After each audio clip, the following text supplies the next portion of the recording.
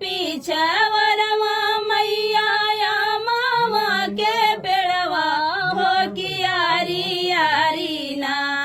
मैया नीमिया के पेड़वा हो कि यारी यारी ना मैया नीमिया के पेड़वा हो कि यारी यारी ना निमिया की डरिया बैठी बोलली कोयलिया हो कि जागा मैया ना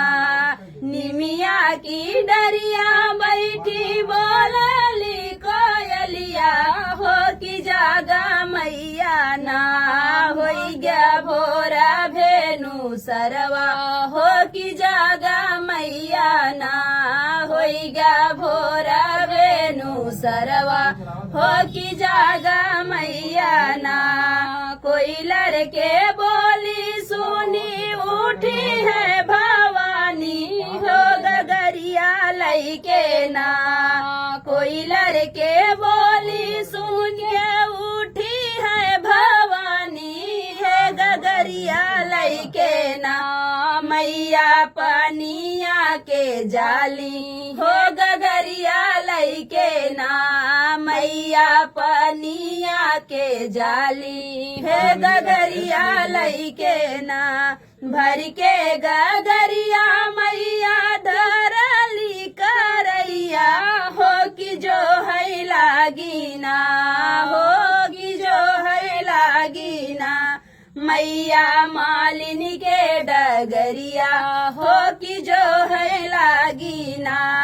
मैया मालिनी के डगरिया हो कि जो है लागी ना घूमत फिरत आवै मालिनी के बेटुआ हो उठाई देता ना हे उठाई देता ना बेटा हमारी गगरिया हे उठाई देता ना बेटा हमारी गगरिया हो उठाई देता ना जब हम उठबै मैया तो हरी गगरिया हो कि काऊ देव्यूना हो कि काऊ देव्यूना मैया गगरी के उठौनी हो कि काऊ देव्यूना मैया गगरी के उठवनी हो कि काऊ देवना तोह काता देवई बेटा विद्या और ज्ञानवा हो कि तोहरे बहुआना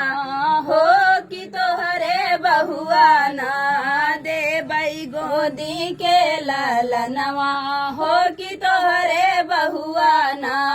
देवई गोदी के ललनवा हो कि तोहरे बहुआना।